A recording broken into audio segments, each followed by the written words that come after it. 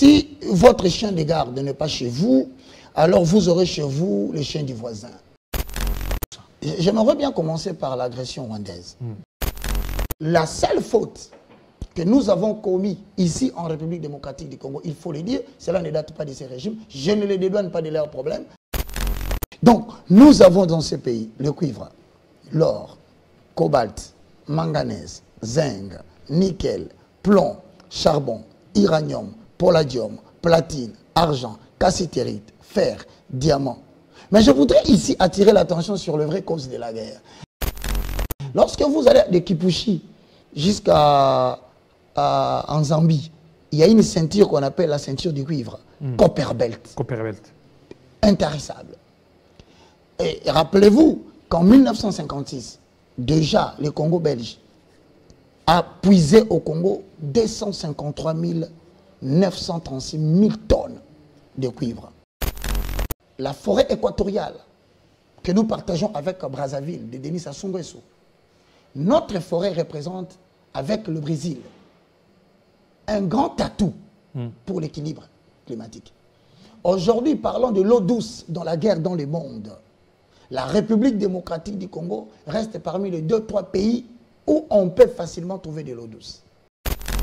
Et aujourd'hui, à cause de nos matières premières, nous devons tous être d'accord que cette guerre n'est pas la guerre du président Félix Tshisekedi. J'insiste sur ce fait. C'est la guerre de tous les Congolais. Parce que la guerre de procuration, nous imposée par l'ami du Rwanda, n'est qu'une guerre de transition. Il a dit, lui, le président Kagame. La France, il y a la Belgique, il y a la Grande-Bretagne, il y a les États-Unis d'Amérique. Il y a aussi, il va même plus loin, il va citer le nom de la Russie. Vous devez savoir que le Rwanda n'a plus de terres. Il a cherché des terres agricoles à Brazzaville. C'est une façon de déplacer la guerre de l'Est pour aller vers l'Ouest.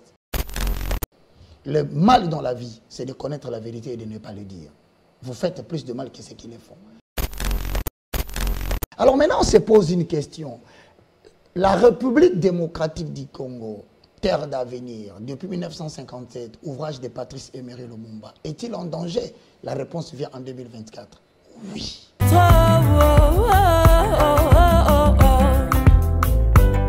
Donne-moi la force d'avancer. Jamais reculer. Force d'aller. Jamais retourner. Donne-moi la force d'avancer. Jamais reculer. Force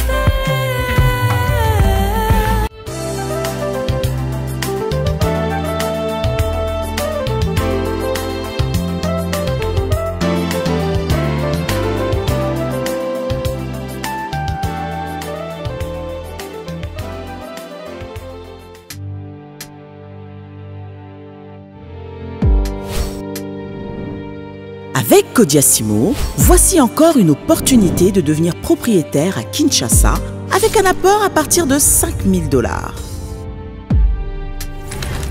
Des nouvelles parcelles en vente, des constructions déjà en cours, à Ntsele au bord du fleuve, Daipen, à quelques mètres du mausolée d'Étienne Tshisekedi, quartier Poulmalebo, à Safari Beach et bien d'autres encore. Devenir propriétaire avec Kodiasimo, c'est choisir d'acquérir votre bien immobilier avec un accompagnement personnalisé, allant de l'achat de votre parcelle jusqu'à l'obtention de votre titre de propriété. Avec un service après-vente assuré par notre équipe juridique chevronnée, vous êtes garanti de recevoir votre titre de propriété, peu importe votre lieu de résidence. Avec Kodiasimo, vous avez la garantie d'un service clé en main.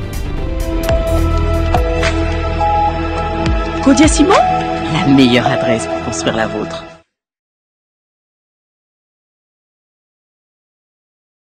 Alors, nous allons parler de l'agression rwandaise, la cohésion nationale, une exigence et le rôle de l'Église dans tout ça. C'est avec l'évangéliste Roger Baka. Bienvenue. Merci beaucoup, pasteur Jean-David. Depuis que cette année a commencé, on ne s'est plus retrouvés. Hein? Je suis désolé, c'est à cause de perspectives d'avenir, parce que nous voulons mettre en place cette année des projets tels que l'investissement en termes de finances. C'est-à-dire que nous voulons mettre en place une agence pour faciliter les chrétiens sur le retrait des fonds en termes de MoneyGram ou Western Union. Et le projet est déjà en phase d'exécution d'ici demain. Jean-David Kidelo Pasteur n'aura plus besoin de se déplacer pour aller dans une agence. Il n'a qu'à appeler, nous envoyer son code. Et RB, agence de transfert de fonds, vous envoie quelqu'un pour venir vous déposer l'argent. Donc on essaye de participer pour que l'Église ne se limite pas seulement dans la prière. Ce qui a fait que nous avons eu beaucoup de temps de concentration pour la certification de machines, pour la visite de la banque. Et je crois que c'est ce qui a fait que dans les 2 mois, je n'étais pas trop visible. Tout le temps, quand vous êtes aux États-Unis. Bon, vous savez, il y a une loi, pour ceux qui ne le savent pas, aux États-Unis d'Amérique. Lorsque vous avez déjà effectué 2 voyages, vous êtes revenu en temps voulu, votre dernière candidature sera traitée comme une candidature d'ancien voyageur. Donc, l'ancien voyageur, c'est quelqu'un qui est déjà parti aux États-Unis 2 fois. Et moi, comme moi, j'ai eu la chance, par la grâce de Dieu, d'y aller 2-3 fois. J'ai aujourd'hui le statut d'un bon record. Donc, j'ai 2 ans. Alors, vous partez là faire quoi, là? Je vais souvent pour contacter les Congolais de l'étranger qui n'ont pas une bonne perception de l'Église du Christ au Congo. Nous y allons aussi pour leur donner une très bonne information. Mais ils ont raison de ne pas avoir une bonne perception de l'Église du Christ au Congo ou de l'Église des réveils avec ce qui ne sait pas des rififis. Ça dépend. Tantôt, ça dépend de quelle information. Et en plus, on a vu même Dodo qui a démissionné. Bon, on ne va pas à la fin. Bon, vous voyez, ce sont des choses qui sont très souvent médiatisées, mais le vrai contenu des choses ne sont pas très expliquées. Voilà pourquoi quand on sort, on est avec des amis que je salue, Pasteur Yulu Dikanda Didier de Chicago. Je salue John, qui est le président de Champagne, des Congolais. Je salue Freddy Mwewa, qui est à Seattle, Washington. Donc ce sont des gens qui ont une idée sur le pays, mais très souvent, le média ne présente pas très bien le pays. Nous y allons surtout pour des raisons d'évangélisation et pour aussi mettre des points de vue sur la bonne considération. Avec l'UFC aussi? L'université de la foi chrétienne, oui. Toujours là aussi aux États-Unis? Oui, nous pensons déjà, parce que si Dieu fait grâce d'ici le mois de juin, à Los Angeles, où nous saluons Papa Dadi avec Maman Clarisse, à implanter une université et surtout à Seattle, Washington, parce que nous avons beaucoup de Congolais qui ont déjà mis en place des structures pour que nous puissions commencer les cours. Au niveau de Washington. Et donc, beaucoup de voyages, ce qui fait que le ciel vous est très favorable. Hein? Bon, je pense que par rapport à la prophétie, hein, nous avons été appelés à éparpiller l'évangile partout dans le monde, en accord avec Matthieu chapitre 28, le verset 18, allez partout dans le monde. Vous êtes dans l'aisance, il y a des gens qui disent que vous êtes dans l'aisance, des gros calibres, des grosses voitures, et Roger Baka, ce n'est plus le Roger Baka d'il y a quelques temps. Les gens disent des choses qu'ils ne maîtrisent pas des fois. Pourquoi? Parce que nous croyons les autres toujours plus riches qu'ils ne le sont. C'est comme ça que moi j'ai toujours dit, je n'ai rien, je suis le moindre de tous. Tout ce que j'ai eu vient de Dieu au travers des gens de bonne foi. Parce que je me suis efforcé d'être dans la saine doctrine, je me suis efforcé de dire la vérité là où il fallait. Au-delà de ce que les gens pensent comme bénédiction matérielle, moi je dis ce n'est pas ça. La vraie bénédiction de l'Éternel, c'est qu'il te connaisse, c'est toi le vrai Dieu. Avec Jésus-Christ que tu as envoyé. Grâce aussi aux dîmes, les fidèles aux dîmes, aux offrandes. D'abord, nous ne percevons pas la dîme, nous percevons la libéralité. Libéralité. Donc pas offrande. Non. Nous, c'est la libéralité. Tu donnes comme tu veux, comme le dit l'apôtre Paul dans les livres de Corinthe. Il dit, Dieu aime celui qui donne avec joie, sans tristesse, ni donc contrainte. Chez vous n'appelez pas ça offrande. De sa propre volonté. Nous, la dîme n'est pas perceptible. Je n'empêche pas à ceux qui veulent le faire, mais je dis qu'il faut suivre les enseignements pour cela. L'offrande est libre. Celui qui veut donner, il donne à la hauteur de ce qu'il veut. Donc il n'y a pas de contraintes, il n'y a pas de taux, il n'y a pas de mentions de non. Mais avec ça, vous n'appauvrissez pas vos fidèles. Non, comment voulez-vous qu'on appauvrisse les fidèles? Parce qu'on dit la dîme, il y a d'autres qui considèrent la dîme comme une imposition. Si vous ne donnez pas la dîme, vous ne serez pas béni. C'est la loi. La dîme, c'est la loi. Moi, je parle de la grâce. Les uns prêchent la loi, moi, je prêche la grâce. Et tout message qui mélange la loi avec la grâce, c'est ce qu'on appelle en français autre évangile. Oui, parce qu'ils disent que la dîme est venue avant la loi. Oui, mais c'est pourquoi moi, je leur dis, et qui parlent de la loi. Non, ils disent que la dîme, elle est venue avant la loi. Voilà pourquoi moi, la dîme n'est pas dans la loi. Si la dîme est venue avant la loi, la question est de poser qui est venu avec la dîme. Parce qu'il parle. La question, c'est de savoir. Abraham qui a donné. Elle a donné la dîme à qui? De tout, à Melchisedec. Est-ce qu'il y avait un taux? Mais aujourd'hui, il y a un taux. Ils défendent la dîme, mais ils ne respectent pas ce qu'ils disent. Ils disent que la dîme est venue avant la loi. Mais avant la loi, y avait-il une loi, une imposition d'un taux? S'il n'y en avait pas, mais c'est ce que vous pratiquez aujourd'hui. Si ce n'est pas ce que vous pratiquez, vous êtes contre vos propres convictions. Donc moi, je pense qu'Abraham a donné la dîme sans taux. Il n'y avait pas de 10%, il a donné la dîme du tout. Alors si aujourd'hui vous devriez laisser les gens vous donner la dîme, laissez-les donner, c'est leur propre volonté. Si vous donnez tout, oui. S'ils ne donnent pas, ne les contraignez pas. Voilà les raisonnements logiques de ce qui concerne la dîme. Avant qu'on parle de notre thématique, parlons un peu de l'église des réveils. On a vu enfin Dodo Kamba qui a démissionné. C'était par rapport aux pressions ou parce qu'il s'est senti relâché par le sien? Bon, vous savez, cette affaire des églises de réveil au Congo en tant que plateforme interface de l'État, elle renferme beaucoup de vérités. Je crois que le vrai problème qui se pose aujourd'hui dans la plateforme église de réveil, c'est tout simplement la médiatisation de la mauvaise information. Vous voyez, nous avons plusieurs confessions religieuses. Mais je ne pense pas qu'aujourd'hui, vous allez me dire que dans la confession musulmane, qu'il n'y a pas de pression. Parce qu'ils se sont divisés en deux groupes et vous avez vu les spectacles malheureux au stade des martyrs. Les gens se sont attritués entre musulmans. Vous voyez? Donc il y a toujours des problèmes dans des plateformes. Mais le problème, c'est que c'est ce qui est véhiculé à la télévision.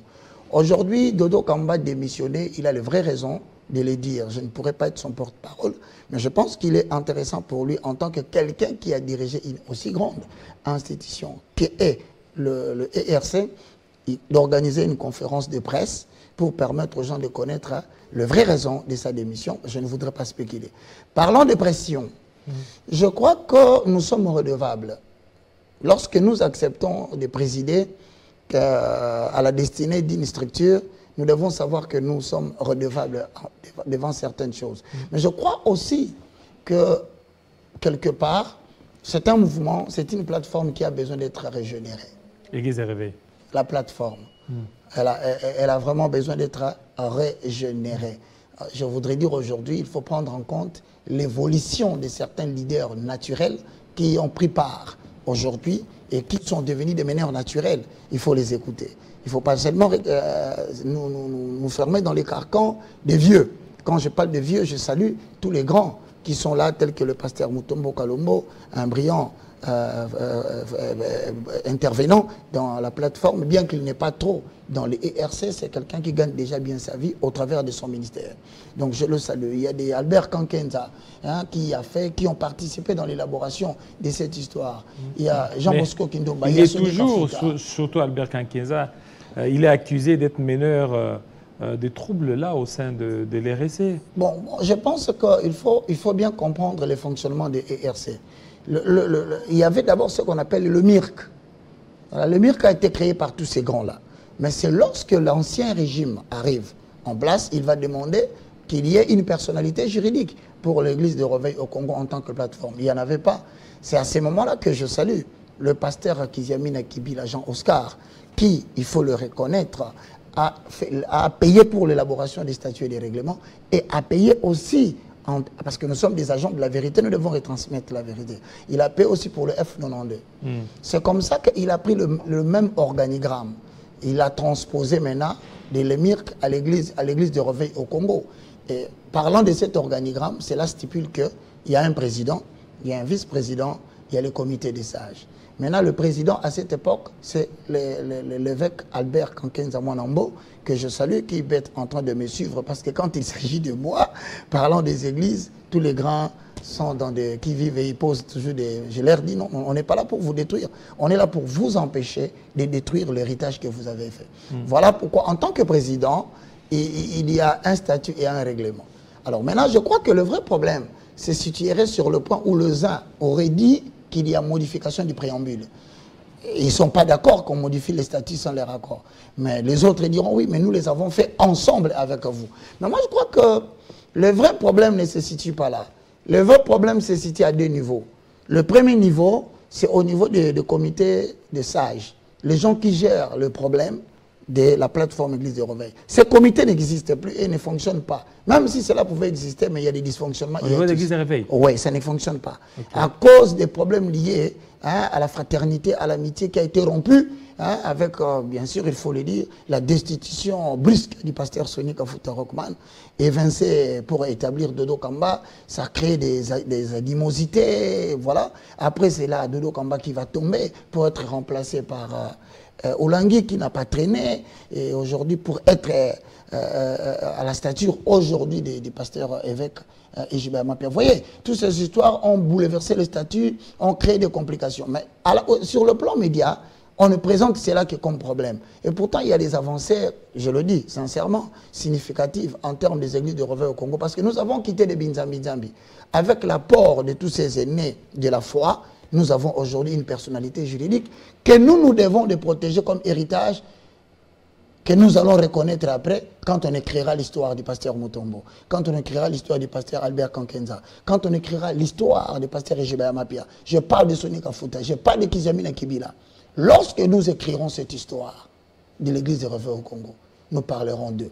Alors nous ne voulons pas qu'ils puissent détruire cet héritage qu'ils nous ont déjà légué, parce qu'aujourd'hui, il faut les reconnaître que moi, par exemple, qui suis indépendant, je n'appartiens pas aux églises de réveil, mais je partage les mêmes convictions de foi. Autrement dit, j'ai l'autorité des Écritures comme étant mon autorité et l'autorité de tous les pasteurs pris individuellement en termes de leur appel.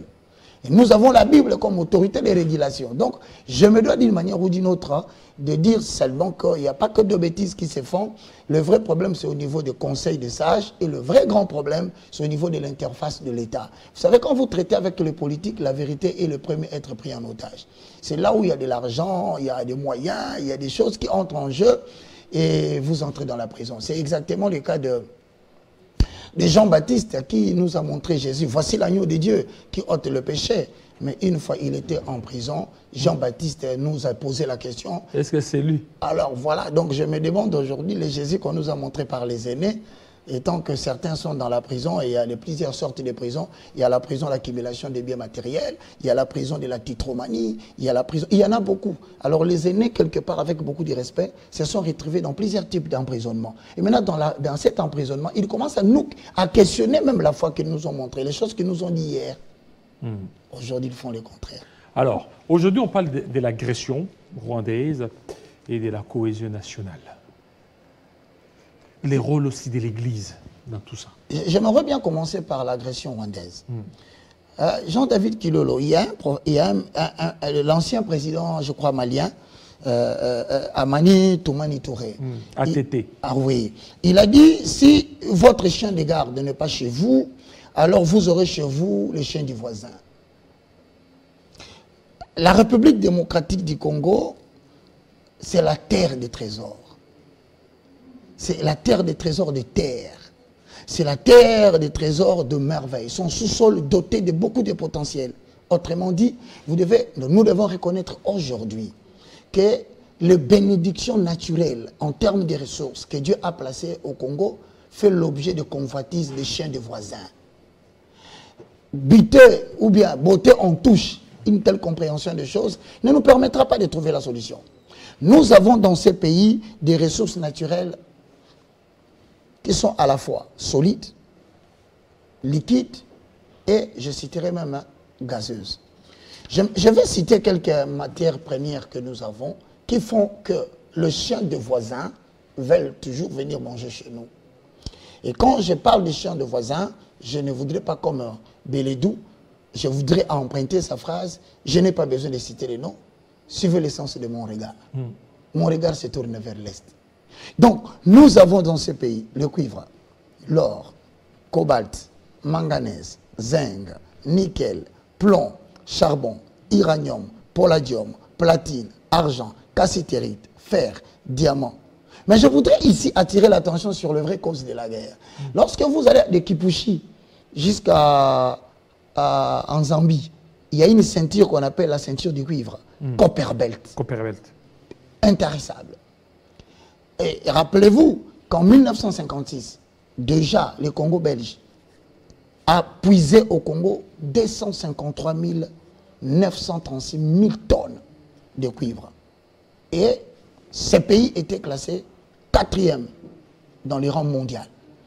Je vais descendre un peu plus loin. Le cobalt, laissez-moi parler de 2 ou 3 parce que vous devez savoir les causes de la guerre. Le cobalt, déjà à l'année 1955, les Congo belges, rappelez-vous de la date, je parle de 1955, la conférence des Bandouing. Vous verrez, l'actuel RDC a produit 8507 tonnes de cobalt. À peu près 70% de la production mondiale. Le pays que vous voyez ici. En dépit des difficultés que la GECAMINE a connues, il reste aujourd'hui la République démocratique du Congo comme étant le premier pays producteur du cobalt. Je vais passer rapidement pour prendre 2 autres matières. Je parle de l'uranium. L'uranium en RDC a écrit son histoire parce que l'uranium a marqué l'histoire du monde. Pasteur Jean-David Kilolo, pouvez-vous vous imaginer qu'en 1940, jusqu'à 1945, il y a la Deuxième Guerre mondiale. Alors l'Amérique tente de trouver des solutions pour mettre fin à la guerre parce que le Japon domine. Il y a un juif, Albert Einstein, qui va donner la formule d'une bombe. Mais il faut trouver la matière première qu'on appelle uranium. Heureusement ou malheureusement, je ne sais pas comment le dire, cet uranium se trouve en République démocratique du Congo. C'est l'uranium de la République démocratique du Congo qui va mettre fin à la guerre mondiale de 1940 à 1945. Parlons du coltan, en abrégé tantal colombite. Aujourd'hui, les coltans se retrouvent en grande quantité au Maniema et pratiquement au Kivu. D'où le vrai problème de la guerre. Aujourd'hui, le monde est habité face à beaucoup de difficultés. Sur le plan climatique, parlons de la consommation à effet de serre. La forêt équatoriale que nous partageons avec Brazzaville, de Denis Sassou Nguesso, notre forêt représente, avec le Brésil, un grand atout pour l'équilibre climatique. Aujourd'hui, parlons de l'eau douce dans la guerre dans le monde. La République démocratique du Congo reste parmi les 2-3 pays où on peut facilement trouver de l'eau douce. Par rapport à la transformation énergétique qui demande de plus en plus de matières premières, la République démocratique du Congo est la réponse au monde. Alors, celui que j'appelle le chien du voisin, sans abuser de leur respect, je parle de cette communauté internationale. Aujourd'hui, qu'hier, d'ailleurs, je dis à ceux qui nous suivent à la maison, ce matin, j'apprends que les îles Philippines ont des problèmes avec la Chine. Pourquoi? À cause de la mer de Chine médiévale. Qu'est-ce qu'il y a dans la mer? L'or noir, le pétrole. Et vous regardez le conflit qu'il y a entre les îles Philippines et la Chine. Le soubassement, c'est quoi? Ce sont les Américains qui sont en train d'entêter la Philippine, d'affronter la Chine parce qu'il y a le pétrole. Et aujourd'hui, à cause de nos matières premières, nous devons tous être d'accord que cette guerre n'est pas la guerre du président Félix Tshisekedi. J'insiste sur ce fait. C'est la guerre de tous les Congolais. C'est la guerre de tous les Congolais. Pourquoi je le dis? Parce que la guerre de procuration, nous imposée par l'ami du Rwanda, n'est qu'une guerre de transition. Le Rwanda... L'ami du Rwanda, c'est qui? Ou l'Ouganda? Du Rwanda, c'est la Belgique. La Belgique? Il a dit, lui, le président Kagame, il a dit, vous parlez de moi et du Rwanda. Mais et pourtant, il a cité le nom. Il est en pleine décadence. Il dit, la France puise les matières premières en République démocratique du Congo. Il y a la Belgique. Il y a la Grande-Bretagne que le président de la République a pointé du doigt depuis l'année passée. Il y a les États-Unis d'Amérique. Il y a aussi, il va même plus loin, il va citer le nom de la Russie. La Russie. Voilà. Alors maintenant, on se pose une question. La République démocratique du Congo, terre d'avenir, depuis 1957, ouvrage de Patrice Emery Lumumba, est-il en danger? La réponse vient en 2024. Oui. Maintenant, pensez-vous que nous nous battons avec le Rwanda? La réponse est non. Parce que Herman Cohen, pour ne parler que de lui, il s'est permis de dire qu'aujourd'hui, l'armée congolaise n'est pas en mesure de battre ces infiltrés parce qu'ils disposent d'un armement lourd. Ils ont trouvé cet armement où? Donc, ce qui fait l'objet de l'agression, effectivement, nous sommes dans l'agression. Mais la subtilité de la chose, pasteur Jean-David Kilolo, c'est quoi? C'est que l'Occident, pour officialiser sa guerre, pour faciliter cette exploitation illicite de matières premières de la RDC qui profite à leur survie, sinon ils vont tous mourir en Europe, se permet de recruter quelques citoyens congolais pour tromper la vigilance de la communauté internationale sur le traitement du dossier, voulant faire de cette agression une guerre congolo-congolaise. Mais je dis à ceux qui vont répondre à une telle invitation, rappelez-vous de la déclaration de James Kabarebe. Il a dit, l'âme congolaise, elle est corruptible. Donc, nous avons chez nous ici les gens qui font partie du système Jean Focard. En fait, ce sont des Congolais qui acceptent d'exploiter illicitement les matières premières de leur propre pays, de faire souffrir leur propre peuple pour s'enrichir individuellement. Voilà la vraie raison de la guerre rwandaise. La guerre rwandaise n'a rien. Et puis, la deuxième, l'option que je voudrais évoquer avant d'entrer dans la cohésion, c'est qu'en fait, pasteur Jean-David Kilolo, vous devez savoir que le Rwanda n'a plus de terres. Il a cherché des terres agricoles à Brazzaville. Mais ces terres agricoles ne sont pas exploitées comme étant des terres agricoles. C'est une façon de déplacer la guerre de l'Est pour aller vers l'Ouest. Parce qu'à travers le terre qu'ils reçoivent à Brazzaville, ils ne sont pas loin de chez nous ici. Voilà, donc après qu'il y ait atteint le sommet du traitement négatif des assassinats, des meurtres, des éliminations des tribus à l'Est, on pense maintenant à l'Ouest. Ces messieurs se sont permis un rêve très grand. Quel est ce rêve? L'expansion de l'empire Imatuti. Ça continue toujours? Je te le dis et c'est devenu de plus en plus fort. Imatuti? Oui. Parce qu'aujourd'hui, éliminer les Bantous est un objectif principal des Tutsis, des Nilotiques. Et ce n'est pas moi qui l'ai dit. Mais il y a aussi des Nilotiques congolais. Hein? Bon, je pense que c'est une... Comme vous, là, vous avez la morphologie. D'ailleurs, moi, on m'a arrêté en 1994, si je ne me trompe pas, 97. J'avais le nez pointu comme Kagame. Bon, voyez-vous, j'étais encore très maigre. Les gens m'ont arrêté, ils m'ont dit, mais c'est toi, tu es un Nilotique, hein? Hein? J'ai ri. J'ai dit, si je parle ici, j'ai dit, Apana, ni au Congolais, vous allez dire, ah non, l'Est se rapproche trop du Rwanda, c'est toi. Alors j'ai sauté, je suis allé trop vite au Kasaï, pour leur montrer que je n'ai rien des gens qui boivent que du thé. Je leur ai dit, nous dis bien pas. Nous dis nous toi pas toi kula chiluba. Alors le monsieur dit, mais attends, un Nilotique parlait chiluba. Finalement, nous avons des ressemblances avec ces peuples que nous avons accueillis depuis 1994. La seule faute que nous avons commis ici en République démocratique du Congo, il faut le dire, cela ne date pas de ces régimes. Je ne les dédouane pas de leurs problèmes, parce que tout le monde à la maison dit, mais Roger, on t'a enrôlé à l'Union sacrée, tu commences à parler maintenant de Tshisekedi, tu commences à les défendre. J'ai dit, bien aimé dans le Seigneur, le mal dans la vie, c'est de connaître la vérité et de ne pas le dire. Vous faites plus de mal que ce qu'ils le font. Je le dis depuis le Mobutu. Kengo a voulu rapatrier ces gens-là. Mais un jour, la communauté internationale lui a dit, fais ce que le président Mobutu t'a dit, lisez l'histoire. Donc, je pense qu'aujourd'hui, l'expansion de l'empire Imatuti est l'un des soucis de notre pays. Nous devons nous soucier de cela. Nous n'avons pas un autre État que Dieu nous a donné. Voilà pourquoi vous allez apprendre d'ailleurs que la Grande-Bretagne, qui a collaboré avec le Rwanda pour permettre aux gens qui sont expulsés de la Grande-Bretagne de venir se retrouver en terre rwandaise, vérifiez bien, ce ne sont pas des civils. Ce sont des militaires, des personnes bien formées. Ce sont des militaires? Bien sûr. On les a arrêtés, les images sont légion. Donc, j'interpelle. Donc, cette raison rwandaise-là de dire qu'il y a des réfugiés congolais qui sont au Rwanda, c'est une fausse raison? Non, c'est une fausse raison.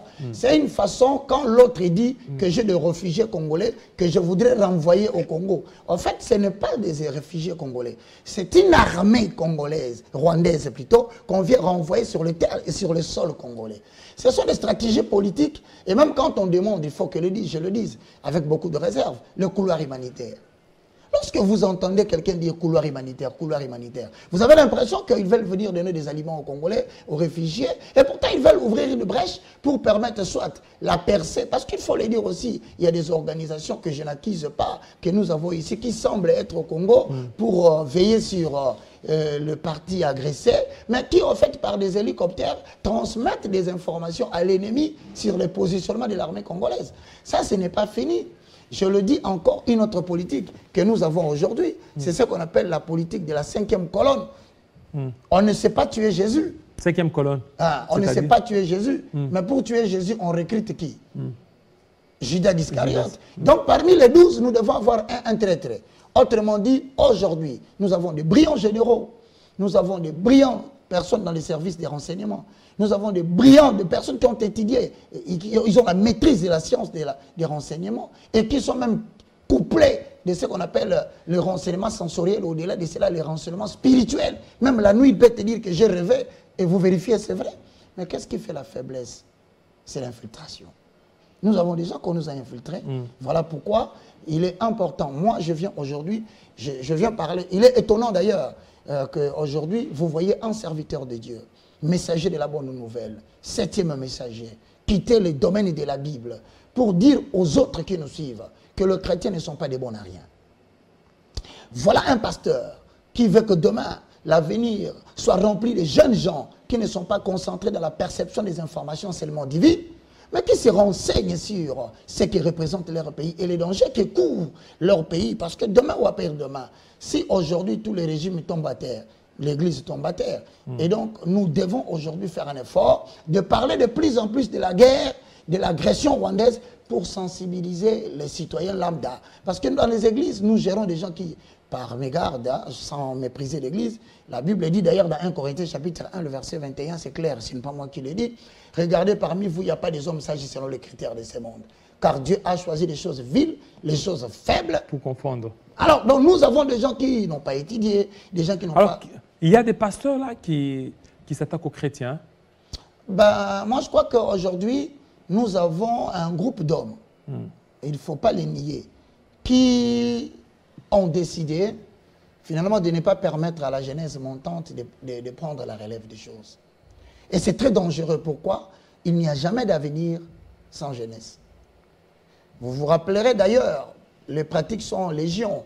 Lorsque vous allez dans le livre de 1 Samuel, chapitre 3, le verset 1, je paraphrase. Le jeune Samuel n'était pas fils du sacrificateur Élie. C'est l'enfant de la réponse d'une femme qui a demandé à Dieu un enfant. Et Dieu lui a dit, cet enfant m'appartiendrait. Cet enfant n'appartient pas à la classe du sacrificateur Élie, au fini est fini. Mais malheureusement, la Bible dit que les visions n'étaient plus fréquentes. La parole de l'Éternel était rare à cette époque. Mais Samuel demeurait dans la maison de l'Éternel où la lampe de l'Éternel n'était pas encore éteinte. Donc nous avons deux types de générations qui sont en fonctionnement aujourd'hui.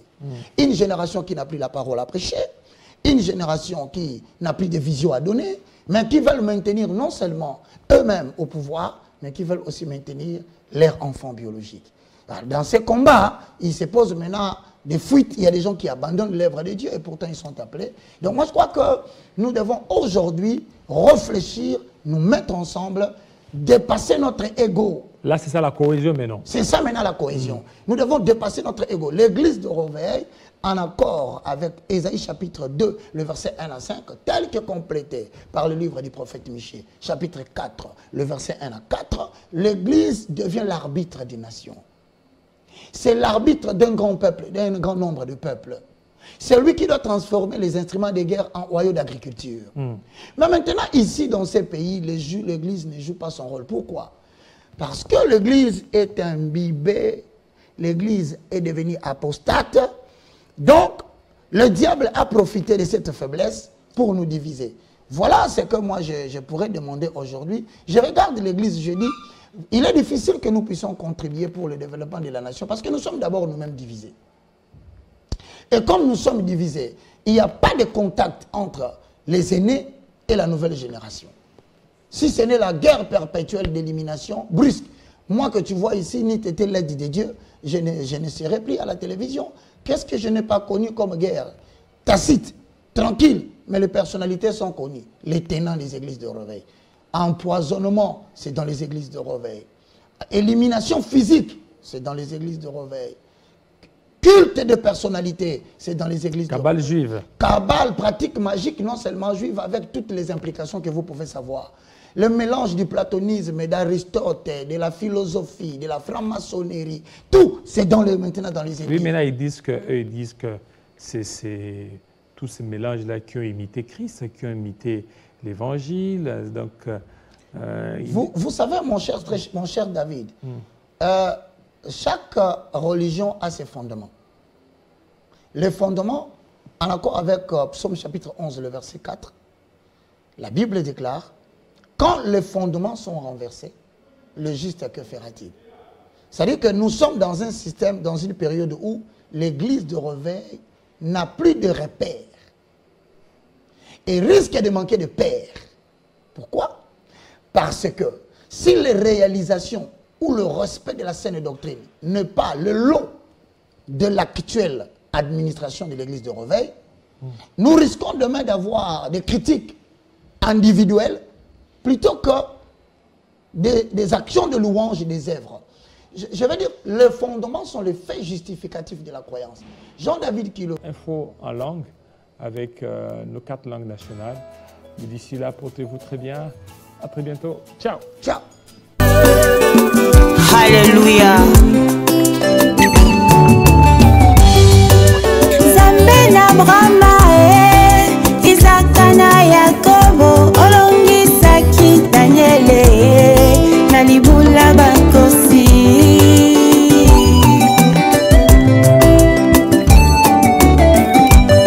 Baye baluka yo na solo, baluka yo na komikitisa, omimonisa na bango, konini nangate.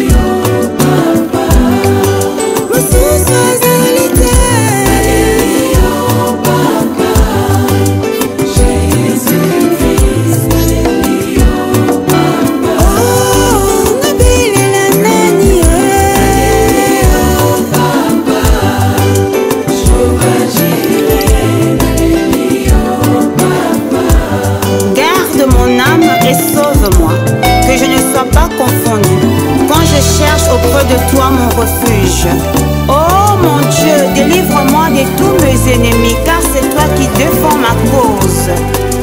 Exauce ma prière.